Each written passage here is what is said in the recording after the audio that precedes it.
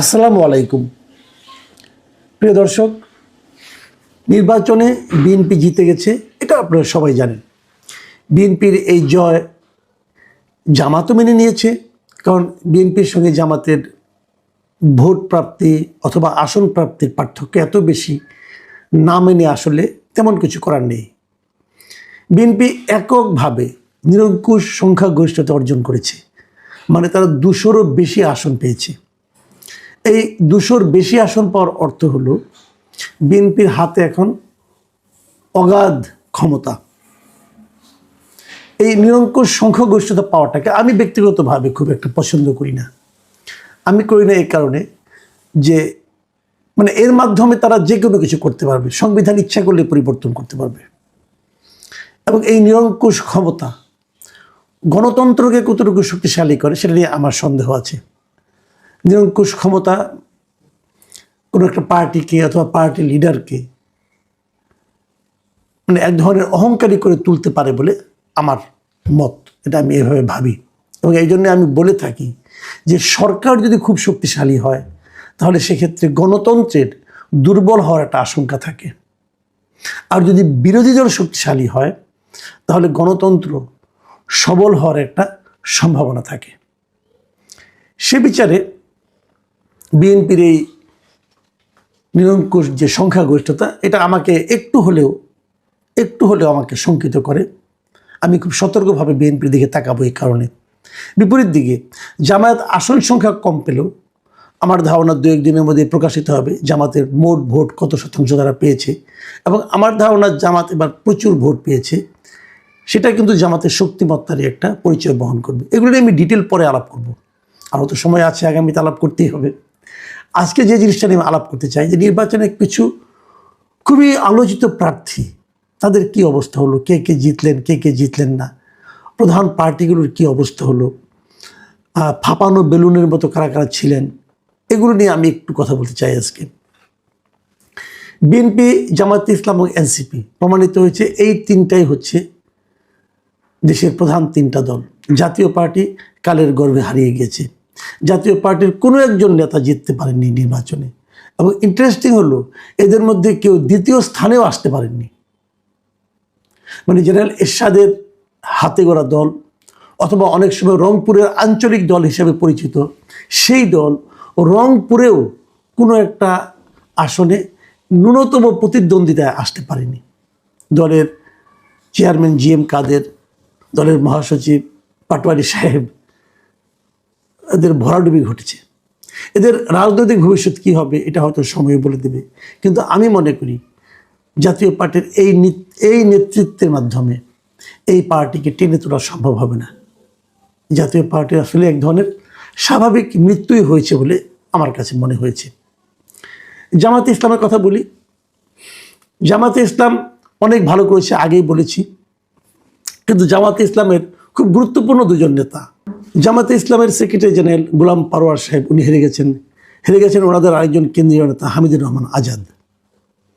কিন্তু ওনাদের আমির ডক্টর শফিকুর রহমান, তিনি বসে জিতেছেন। একই রকম আমি বরং বলবো সে বিচারে জামাতের সঙ্গে জোট করে লাভবান হয়েছে এনসিপির বেশ কয়েকজন নেতা কিন্তু এই নির্বাচনে বিজয়ী হয়েছে। আলোচিতদের মধ্যে ওনাদের যে আহ্বায়ক ছিল যে গোলাম নাহিদ ইসলাম, উনি জিতেছেন, হাসনাত আবদুল্লাহ জিতেছেন, কিন্তু আব্দুল হান্নান মাসুদ জিতেছেন, এবং ওদের যিনি মহাসচিব ছিলেন তিনিও জিতেছেন।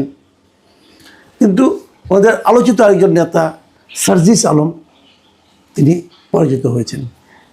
জামাতে ইসলামের ক্ষেত্রে একটা বিষয় আমি খুব ইন্টারেস্টিং মনে করেছি, সেটা হলো বাগেরহাট থেকে ওনাদের একজন প্রার্থী ছিল, ওনাদের হিন্দু অধ্যুষিত এলাকায় একজন প্রার্থী ওনারা দিয়েছিলেন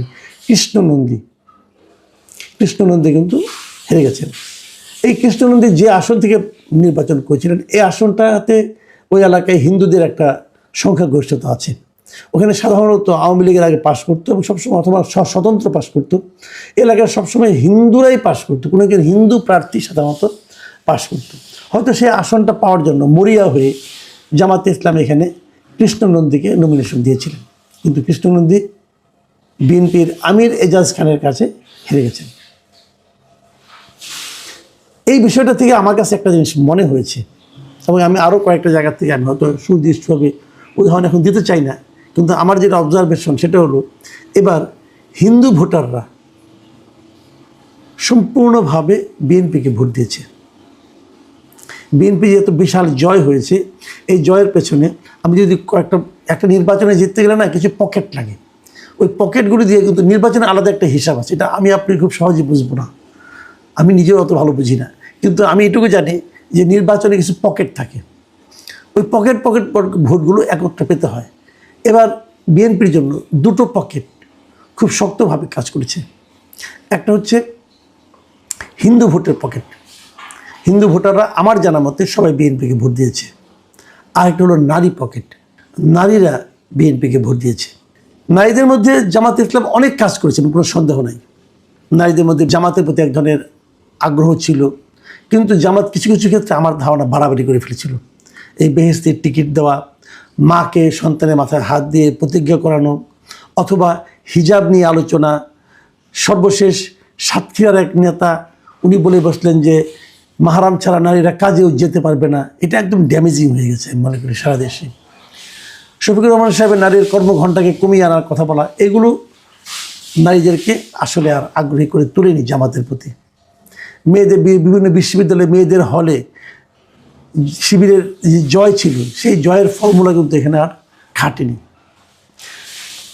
এবং হিন্দু ভোটাররা বরাবরই সাধারণত মনে করা হয় তারা আওয়ামী লীগকে ভোট দেয়, কিন্তু এবার যেহেতু আওয়ামী লীগ রাজনীতিতে নেই, এই কারণে কিনা জানি না, তবে আমার ধারণা তারা তাদের দল পরিবর্তন করেছে।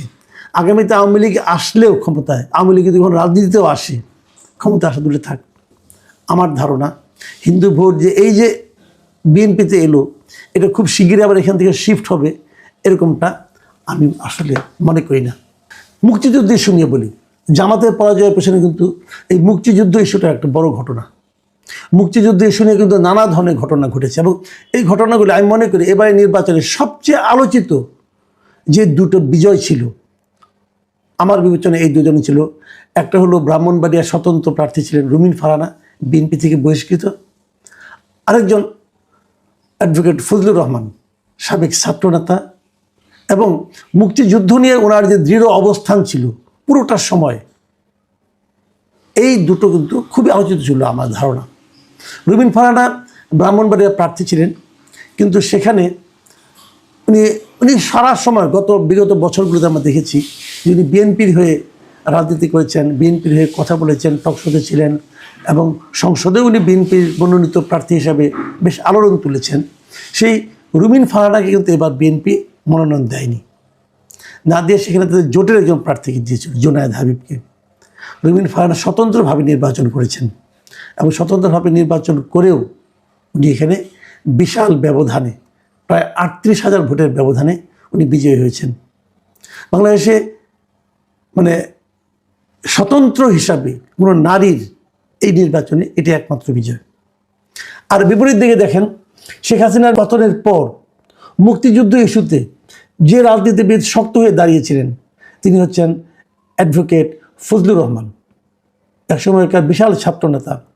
উনি বিএনপির নেতা ছিলেন, এবং ওনার মুক্তিযুদ্ধ বিষয়ক মুক্তিযুদ্ধের ব্যাপারে ওনার যে অটল অবস্থান, এই অবস্থানের পক্ষে থাকতে যেয়ে উনি অনেক সময় রাজাকার এবং আলবদর, রাজাকার, জামায়াতদের নিয়ে নানা ধরনের কথাবার্তা বলেছেন, শব্দ উচ্চারণ করেছেন, যা মাঝে মাঝে বিতর্কও তৈরি করেছিল, এবং এই বিতর্কের কারণে এক পর্যায়ে দল তার পদও স্থগিত করেছিল।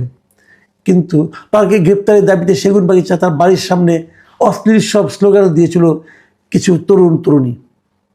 এরকম বেকায়দা অবস্থা থাকার পরও উনি ওনার এলাকায় প্রায় 72,000 ভোটের ব্যবধানে জামায়াত প্রার্থীকে হারিয়ে নির্বাচিত হয়েছেন।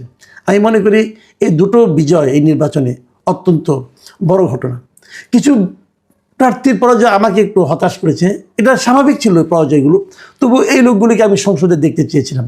তার মধ্যে একজন হচ্ছেন এনসিপি থেকে পদত্যাগ করা, মানে এনসিপি জামাতের সঙ্গে জোটবদ্ধ হওয়ার কারণে এনসিপি থেকে পদত্যাগ করেছিলেন ডাক্তার তাসনিম জারা। তার প্রচারণার স্টাইল, তার কথাবার্তা এবং তার নির্বাচনী অবস্থানে স্থির হয়ে থাকতে পারাটা আমাকে মুগ্ধ করেছিল। আমি ভাবিনি, কারণ ওখানে আবার বিএনপি যিনি প্রার্থী ছিলেন হাবিবুর রশিদ, উনিও এলাকায় খুবই জনপ্রিয়। কাজে আমি এমনটি কখনো ভাবিনি যে তাসনিম জারা জিতে যাবেন, কিন্তু উনি তেমন একটা প্রতিদ্বন্দ্বিতা করতে পারেননি। এটা আমাকে একটু হতাশ করেছে। তবে আমার মনে হয় তাসনিম জারা ভবিষ্যতে যদি রাজনীতিতে থাকেন উনি ভালো করবেন, আমার ধারণা। আরেকজন প্রার্থী উনি হেরে গেছেন, কিন্তু উনিও আলোচনায় ছিলেন। তিনি হলেন মিস্টার পাটোয়ারি। ঢাকা ৮ আসনে নাসিরউদ্দিন পাটোয়ারি, উনি ছিলেন মির্জা আব্বাসের প্রতিদ্বন্দ্বী, এবং উনি প্রতিদিনই নানা রকম আপত্তিকর কথাবার্তা, উত্তেজক কথাবার্তা বলে আলোচনায় থাকতেন। তবে আমার কাছে এটা খুব অবাক লেগেছে, উনি কিন্তু বেশ শক্ত প্রতিদ্বন্দ্বিতা গড়ে তুলেছিলেন মির্জা আব্বাসের বিরুদ্ধে। আমার মনে হয় মির্জা আব্বাসের রাজনীতি তার দীর্ঘদিন থাকা না থাকা নিয়ে উনি এখন নিজে চিন্তা করতে পারেন যে নাসিরউদ্দিন পাটোয়ারির মতো একজন প্রার্থীর কাছে ওনাকে এরকম নাজেহাল হওয়াটা ভোটে অন্ততপক্ষে এটা আমাকে একটু হলেও অবাক করেছে। খেলাফত মজলিসের নেতা বহুল আলোচিত বাংলাদেশ খেলাফত মজলিসের নেতা মামুনুল হক, তিনি হেরে গেছেন ববি হাজ্জাজের কাছে মোহাম্মদপুর এলাকায়। ববি হাজ্জাজ কিন্তু মোহাম্মদপুর এলাকার লোক নন, উনি এখানে থাকতেন কিনা আমি জানি না, আমার ধারণা উনি গুলশান এলাকায় থাকেন। কিন্তু উনি এখানে তরুণদের মধ্যে এতটাই জনপ্রিয় হয়ে উঠেছিলেন যে উনি মামুনুল হককে হারাতে পেরেছেন। আমার কাছে আরেকটা খুব মজা লেগেছে, সেটা আমি বলি। গণ অধিকার পরিষদের নুরুল হক নূর, উনি ট্রাক প্রতীক নিয়ে নির্বাচন করেছেন। ওনার বিরুদ্ধে বিএনপির একজন বিদ্রোহী শক্ত ক্যান্ডিডেট ছিল, তারপর উনি জিতেছেন। আরেকজন এই গণ অধিকার পরিষদের সাধারণ সম্পাদক রাশেদ খান, উনি ঝিনাইদহে নির্বাচন করেছেন এবং উনি ধানের শীষ পাওয়ার জন্য গণ অধিকার পরিষদ থেকে পদত্যাগ করেছেন। তারপরেও সেখানে নির্বাচন করতে যেয়ে উনি জেতার জোটে উনি তৃতীয় স্থান অধিকার করেছেন। বিএনপি জোটের আরেকটা আলোচিত প্রার্থী জুনায়েদ সাকি, উনি কিন্তু দল ত্যাগ করেননি, উনি ওনার পার্টিতে ছিল। উনি ওনার মাথাল মার্কা নিয়ে ব্রাহ্মণবাড়িয়া ৬ আসন থেকে কিন্তু ঠিকই জিতে এসেছেন। আরেকটা ইন্টারেস্টিং ফিচার হলো যে এবি পার্টির দুজন আলোচিত লোক, তারা মোটামুটি আলোচনার টেবিলে ঝড় তুলতেন, টকশোতে খুব আলোচিত ছিলেন। ওনাদের সাধারণ সম্পাদক যিনি, উনি তো নানা রকম কথাবার্তা বলে আপনার সেনানিবাস উড়িয়ে দিবেন, গুড়িয়ে দিবেন, এগুলি বলে বেশ আলোচনা ছিলেন। ব্যারিস্টার ফুয়াদ, এই ব্যারিস্টার ফুয়াদ বরিশাল এলাকায় নির্বাচন করে হেরে গেছেন, এবং ওনাদের সভাপতি মুজিবুর রহমান মঞ্জু, যিনি একসময় ছাত্র শিবিরের সভাপতি ছিলেন, তিনিও কিন্তু শিবির জোটের প্রার্থী হওয়া সত্ত্বেও ফেনী এলাকায় তেমন কোনো আলোচনায় আসতে পারেননি, হেরে গেছেন। আমি আলোচিত কয়েকটা ঘটনা বললাম। এখন হানা ভোট নিয়ে একটা মাত্র প্রশ্ন, হানা ভোট নিয়ে আমি পরে ডিটেলে আলোচনা করব। আমি নিজে হানা ভোটের আসলে বিরোধী ছিলাম, আমার কাছে মনে হয়েছিল এই গণভোটটা আমাদের উপর চাপিয়ে দেওয়া হয়েছে। এই বিষয়ে একটা মাত্র প্রসঙ্গ বলে আমি আজকে আলোচনা শেষ করব। সেই প্রসঙ্গটা হলো, গণভোটে জিতেছে। যে জিতবে এটা সবাই জানতো, জিতবে। কত ভোট পেয়েছে? গণভোটে ভোট পড়েছে 60.26%। আর এখানে ভোট পড়েছে, আমি এই সংখ্যার দিকে ধরি, 4,80,74,429টি এরা ভোট দিয়েছে। আর না ভোট দিয়েছে 2,25,65,627টি। একদম কম নয় কিন্তু। এই যে ভোট হলো, না ভোট হলো, প্রত্যেকটা রাজনৈতিক দল, বিএনপি, জামাতে ইসলাম, এনসিপি, এবি পার্টি, যতগুলি পার্টি আছে এই নির্বাচনে অংশ নিয়েছে, সবগুলি পার্টি কিন্তু ভোট দেওয়ার জন্য জনগণের কাছে আহ্বান জানিয়েছে। তাহলে এত আহ্বানের পরও 2,25,65,627টি না ভোট পড়লো কেন? এটার হিসাবটা কি? সবগুলি তো ভোট পড়ার কথা ছিল, সবাই তো ভোট দিতে বলেছিল। তাহলে এই ভোটগুলি কি এই দলগুলির ভোট নয়? এই ভোটগুলো কি অন্য কোনো দলের ভোট, যে তারা বাধ্য হয়ে এই দলগুলোকে ভোট দিয়েছে নাকি? এই প্রশ্নটা থাকলো। আপনারা মনে মনে ভাবুন যে সবগুলি দল ভোট দিতে বলার পরেও এই অবাধ্য 2,25,00,000 ভোটার কারা? এরা কারা? আমিও পলিটিক্যাল পার্টিগুলিকে বলবো, যারা নির্বাচনে অংশ নিয়েছেন, যারা আপনাদের ভোট দিয়েছেন, তারা আপনাদের বাধ্য হয়ে গেছে এটা মনে করার কোনো কারণ নাই। এরা আপনাদেরকে প্রশ্ন করবে, সবাই আপনাদের অনুগত থাকবে না, এরা এদের অধিকার আদায় করে নেবে। আপনাদের হয়তো বাধ্য হয়ে ভোট দিয়েছে, আর কেউ ছিল না বলে। আপনারা হলেন অগত্যা চয়েস। কাজেই নির্বাচিত হওয়ার পর, দায়িত্ব পাওয়ার পর আপনাদের প্রতিটা কর্মকাণ্ড কিন্তু এই লোকগুলো তাদের নজরে রাখবেন। প্রিয় দর্শক, এখন এ পর্যন্তই। আল্লাহ হাফেজ।